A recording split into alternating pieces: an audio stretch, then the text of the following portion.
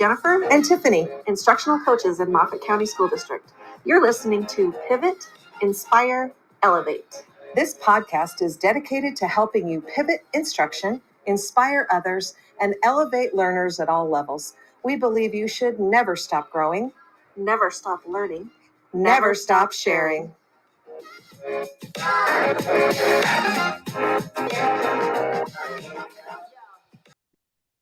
All right, welcome to episode 8. Today we are talking about element 9 called using structured practice sessions.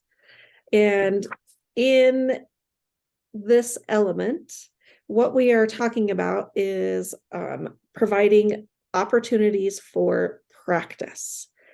When we think about that, we are going to make sure to keep in mind that when we say practice, that's applying to procedural knowledge, not declarative knowledge.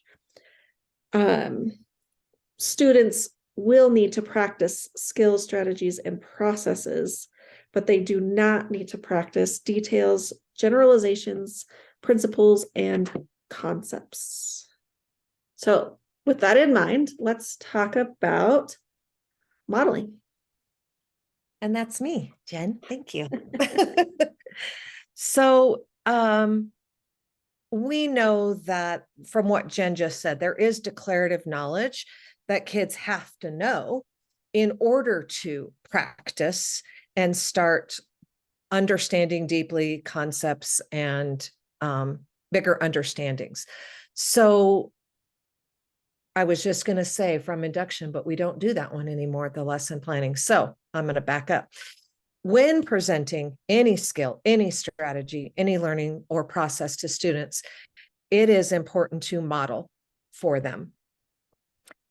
And then I have, well, is that the important first step every single time? So Jen, I was thinking about this and we didn't talk about this beforehand. So you may have to stop it or just jump in. So I was thinking about, there are specific times we absolutely need to model first, explicitly, like in PE, skipping, throwing, art techniques, scientific procedures, like things in math, like calculating speed, slope.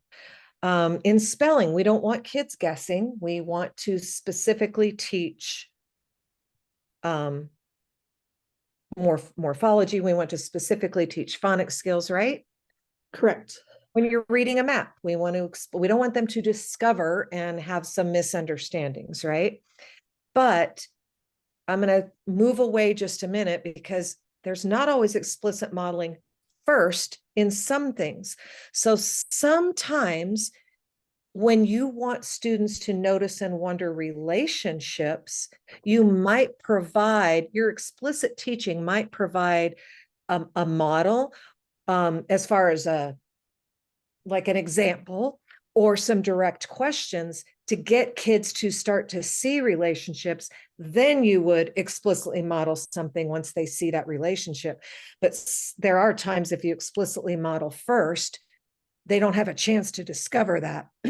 So I think it goes back to when we talked about planning. You have to decide, is this a time where I need to explicitly model and then we talk about things, or is this a time that I kind of just put a prompt out there and let them discover some things, and then we step back to some explicit modeling? Does that make sense? It does make sense. And you know what it makes me wonder? When we think about declarative versus procedural, when are those times that we would be letting them explore? Would we be letting them notice and wonder if we're trying to introduce a strategy? Or would we notice and wonder when we're thinking about concepts, more declarative type knowledge? Yeah. That's what I think about. That's exactly the question to me. So when I was thinking of examples, I was really thinking about even when there's times I want them to discover some things, I've still had to specifically teach and model some examples of vocabulary. And I'm even talking math, art, technique, things like that. They have to have something to draw on. But then there's times like when I need them to figure out a strategy. For example, we've both been taking this class, this math. When we're doing a problem string, there are specific things we have taught. Now they're ready for this next step. What are some relationships we want them to discover? What strategies do we want them to discover in themselves? Now let's explicitly bring out that thinking, whether it's us modeling or another student modeling their thinking, right? That's a model. But there are times that as a teacher, I have to explicitly model first. And spelling is a big one to me. I don't want them guessing how to spell the O sound. I'm going to explicitly teach those spelling patterns. Now, there may be some noticing and wondering of when they use which ones, like AI or AY. Which we're talking about relationships there, which again, Correct. To those things. Yes. Don't apply to procedural knowledge. So right. I think we answered our own misunderstanding just in this quick conversation about the modeling piece.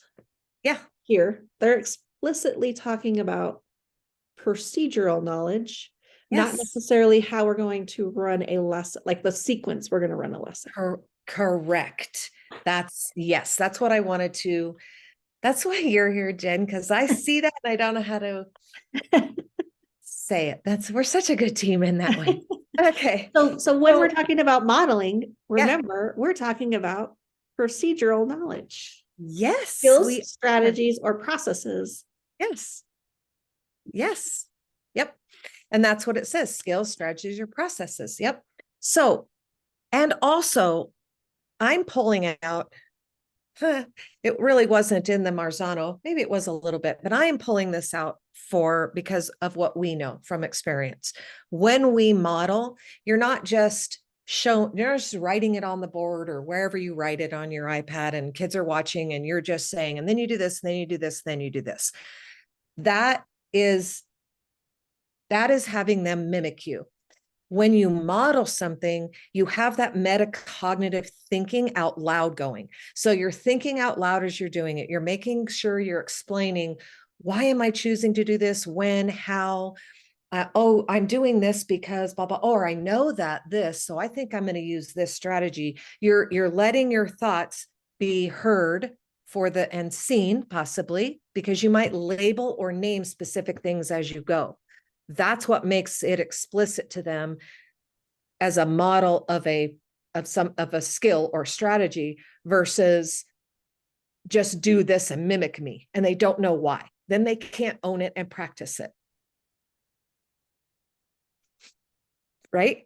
I agree. Okay. I guess I shouldn't say right. I always am double checking. Did I make that sound clear? Okay. So that leads me to, as a teacher, also having work examples. So work examples is another strategy. And in the Marzano book, in the art and science that we have been pulling from the model of instruction, he talks about work examples in a very general way. So I'm going to go deeper from what we have learned and thought about when we did some other studies.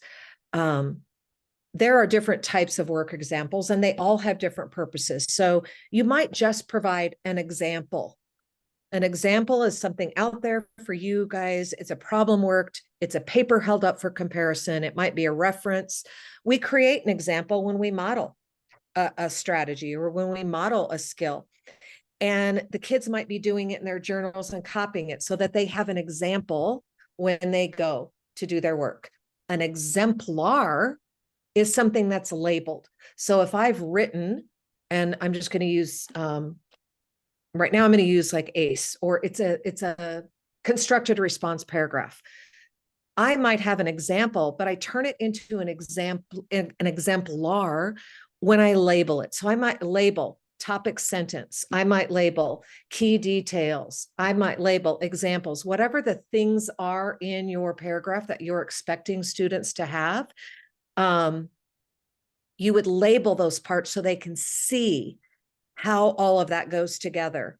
And they're not just then guessing. that, oh, that's the topic sentence. Oh, that's an example. Oh, that's a compound sentence. That's a complex sentence, whatever you're wanting to label. Same in a math problem. Same if you have art techniques up there. An exemplar means you're labeling the different things. You might label a video of a kid throwing, or have a series of pictures in PE that shows the different times they release the ball, their arm is up, and have that labeled so that it becomes super explicit in the model as you're modeling it. It's not a checklist for kids to do. It's a more detailed example for them to refer to. Is that how do you understand examples and exemplars that way, Jen? That's how I've defined it for myself.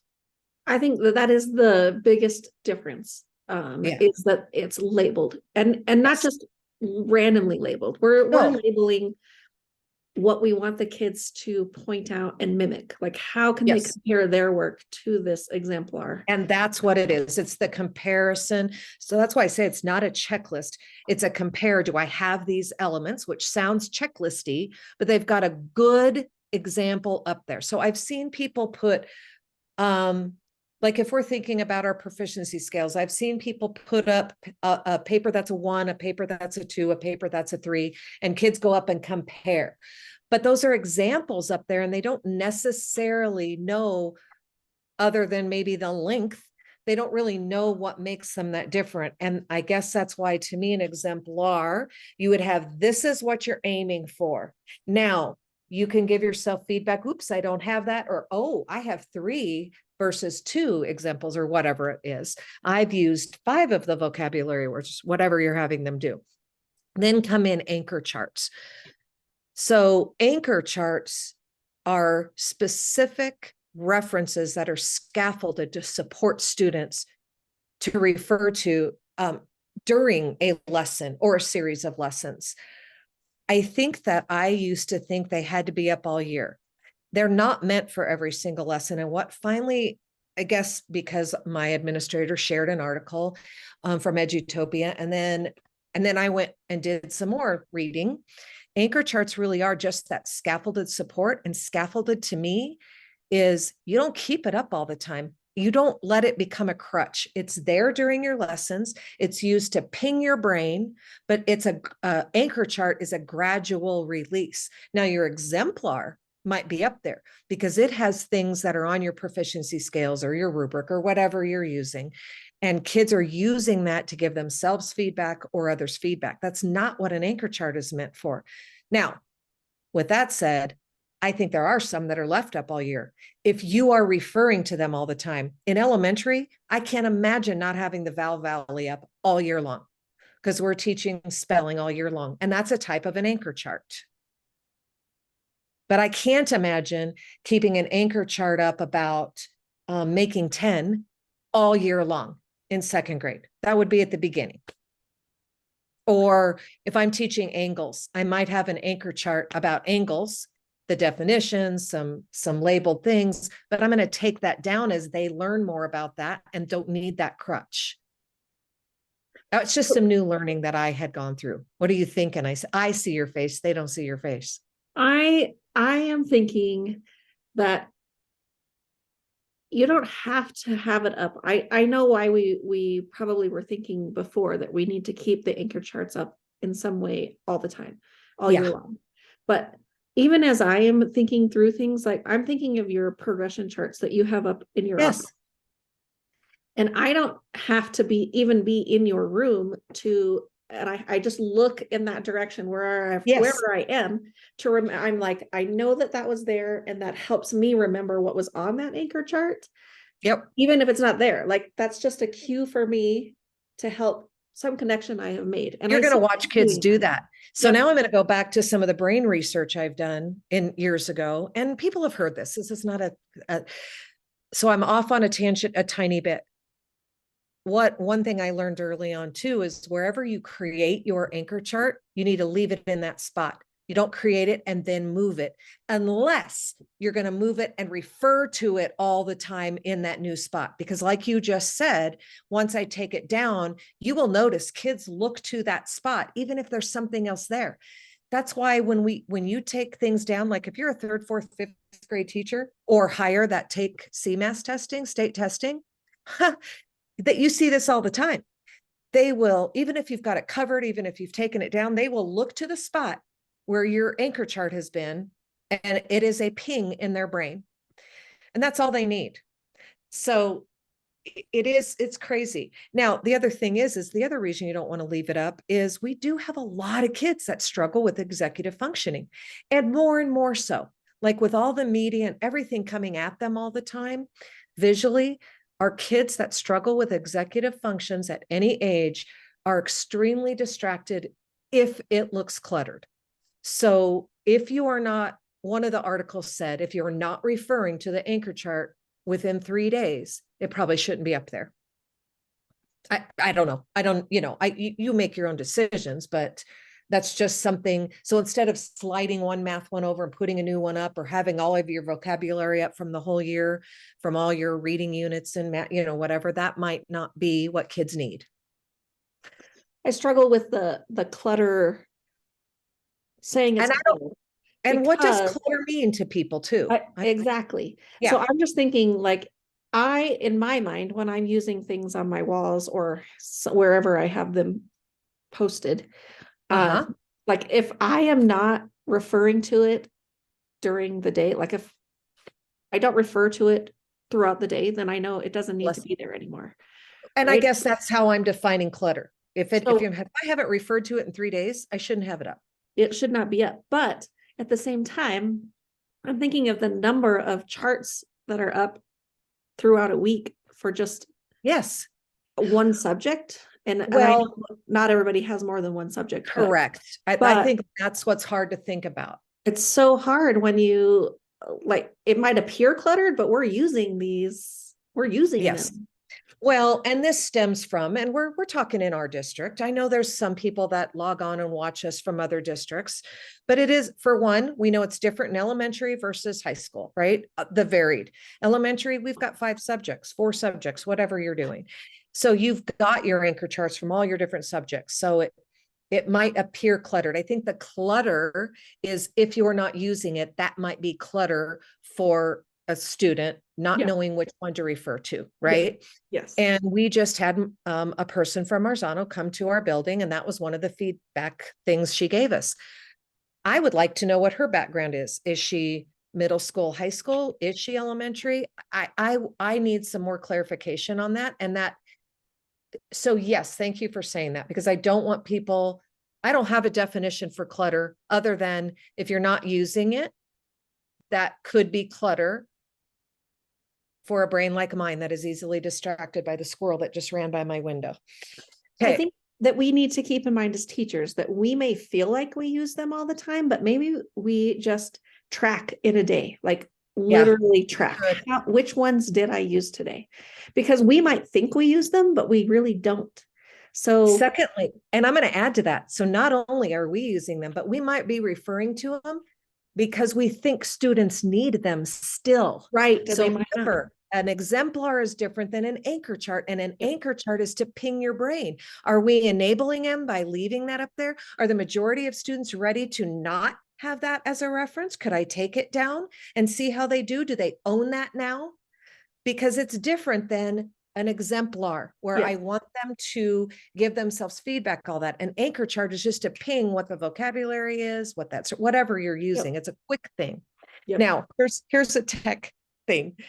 I know that there's controversy left and right around Chat GPT, and we're not letting students use it yet in our district. And I get both sides of the story. I'm not advocating for that, but as a teacher, holy cow, Jen, I dived into it. I was just looking, thinking, I keep hearing all these things that could be for teachers. So as I was thinking about anchor charts or an exemplar, I just typed in, because Angles is up right now in everybody's curriculum. I just typed in, create an anchor chart for measuring angles. And I got a list of things that I would have forgotten to add to maybe an anchor chart that my kids might need. And it's got everything. So I could pull out from my grade level. It gave me content things like definitions, protractors, parts of a protractor, how to measure the angle, and then it gave me at the bottom visuals that I might want to include on my anchor chart.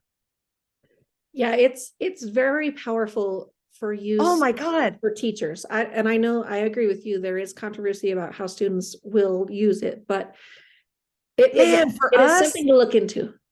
Well, and we have the ability to do it on our teacher laptop devices. It's not blocked because obviously I'm using it. And then I typed in, what if I was a sub? I don't know. As a sub, I think they could. So I have to go in and sub for art maybe.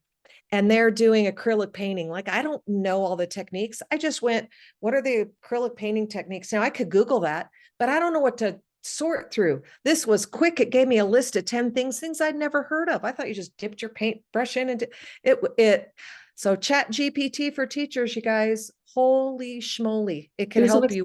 Yep. All this. Yes. Okay. So Jen says, before we start, she says, this is going to be short. I'm like, well, you are getting ready for the short part. Okay. I'm done. But I'm going to connect before I move it on to you. So modeling, you end up with examples. You could end up with exemplars, and anchor charts come from your modeling as you're doing your lesson to ping and I keep hearing that word. So now it's in my vocabulary. It's weird. I never used to say it before, but it's just to spark something in a student's brain and for them to use when we start talking about student reflection, student goal setting. We've talked about all those things. So even as a teacher, my ability to give feedback, I'm going to think about those examples, exemplars, things that attach to possibly my proficiency scales to be more specific on being able to do that and to plan for specific practice, which Jen is going to talk about in a much more concise way than I talked about my two strategies. So mine are going to seem like I'm not going to talk about it at all in comparison because there was a lot to your things. There is. Not because you have a lot to say, because we know you do have a lot to say, but there were a lot to your piece. Thank you for that. Okay, so I'm going to talk a little bit about guided practice first. So we know when we think about a lesson that we're thinking about the I do, where the modeling would fall under. And then we think about the we do, which is where your guided practice is going to follow. So it's where you as the teacher, you are walking students through the simple pieces of a skill or a strategy or a concept. Yeah, the basics. Yeah, just the basics. We're walking them through. We're making sure that we hit every piece so that students can begin to see how all of it fits together. So your guided practice is very much you moving from more simple of whatever it is you're teaching to the more complex. So as we're providing practice opportunities, it is very important that we do those guided pieces because we don't want kids practicing things incorrectly. This way we can help catch those. I agree. I mean, when we've got kids at all levels, and if you're not thinking about that and you're just teaching this thing,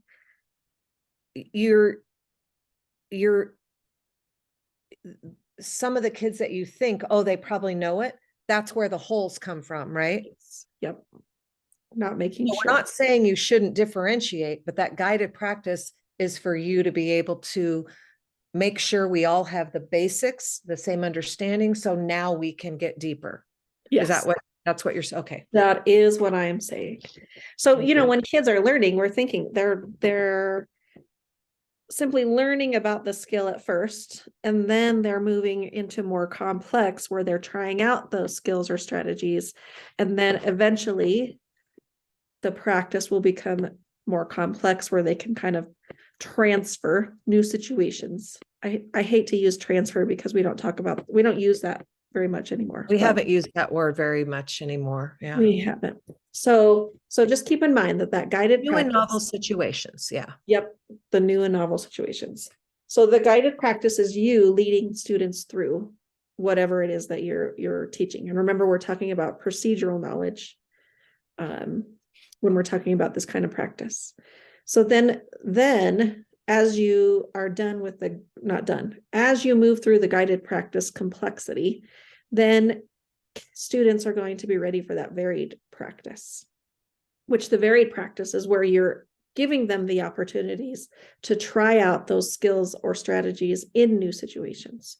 So there is where you are providing them that more independent practice where you are not leading them through, but it's also practicing the more complex part of that skill or strategy with them having some independence. You as a resource, but they are doing it independently. And I think that's the part where we were talking earlier too, where they start to develop. I saw that they start to develop their understanding of relationships between all the conceptual things you're learning. So once they have all this, now they can take it deeper and farther. There may even be some kids that you're still providing a little more guided. Yes. Yeah. Okay. Yep. So see, mine really is short and concise because it's just a moving through like the progression of learning. It's from, but that's where a lot of the big planning comes in, because that's where the differentiation is. Yes. The first part is all that. It's that pre-planning. It's the go slow to go fast. You have to make sure that you've modeled, that you're providing these scaffolds, that you're giving these examples and exemplars, because now, even though that's a big chunk of your planning, it should be, I shouldn't use the word should, it might possibly be the shortest amount of your time. And then the planning then becomes that differentiated in the practice and the multiple opportunities, and you're giving feedback and you're seeing how kids are moving through it. So I think one thing I want to add before we wrap up would be that we often, I think, in our time management, spend too much time in our guided, and we don't provide enough of that varied independent practice. Well, it's harder. I think I'm just going to assume it's two reasons, because I'm thinking back to my own practice. One, it is much more classroom management to then move them off and try and keep track of everybody, because not only do you have to know your content, you have to know all the students exactly where they are and provide the right feedback and then provide the next opportunity. But then it's also, oh shoot, I just lost my thinking. It is hard to have that balance of productive struggle versus me supporting. I think I agree, but I also think it's more around time factor. We feel rushed. Oh, absolutely. We feel rushed. So we teach, but then. Well, and if I just tell you, mimic, now you got it and move on. Yes. Yeah. And so I just think that's, I mean, there's a hard balance. It's a hard balance to get, and it takes practice. And I think even so, me being back in the classroom after several years coaching has been like an eye opener, just very much okay, yes, I got to remember these things and these things. So it's not, I'm not saying it's a newbie problem. It's something that we're all every year, every day, no matter what year you're in problem. Yeah. Okay. Well, can you guys imagine just being in the same room with Jen and I at any given time? Because this is the things we talk about, even when we're out for beverages. We're so all right. So thanks for listening today to Pivot, Inspire, and Elevate. Remember, we pivot our instruction, we inspire for new learning or each other, and we elevate our colleagues. And I am Tiffany, and I am Jennifer. I don't think we introduced ourselves at the beginning today. Well, I think we play our intro, so it's okay. So in this episode, just to recap my babbling, we talked about a few strategies to aid in structured practice sessions. We talked about modeling, using examples, exemplars, and anchor charts that support students then during the independent practice times, and then having guided and varied practice sessions planned provide students with multiple opportunities, and it's a time factor, to move from simple to complex versions of the skill or strategy or process you're teaching. So if you found this episode helpful or we gave you something to think about, leave a rating and a comment, share with others, and don't forget to subscribe. Ring the bell so you know when new episodes are released. And you can also head over to the Tech Lounge to check out our other resources. And we'll catch you next time. And remember, never stop growing, never stop learning, never and never stop sharing. sharing. I think we're off there because we're not in the same room.